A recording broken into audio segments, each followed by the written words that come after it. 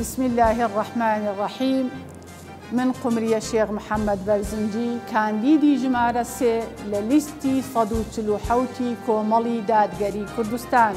کاتی گۆڕانکاریە هاوڵاتیانی خۆشەویست، خوشکان و برایانی ئیماندارم، ئەم دەسەڵاتە بێباکە گەندەڵە زیاد لە 32 ساڵە سەرخان و ژێرخانی ئەم کوردستانە بەتاڵانەبە.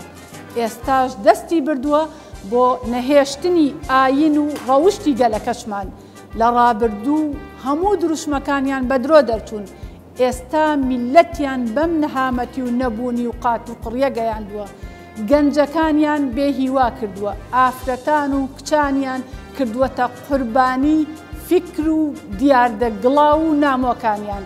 ڕۆژی 20 دوادەرفەتە تا بە یەکەوە بچینە سەر سندوقەکانی دەنگدان و لە شۆڕشێکی سپیدا پشتیوان بەخوای باڵا دەست و دەنگ و ئیرادەی ئێوەی خۆشەویست کۆتاییان پێبهێنین و دادگەری بچەسپێنین.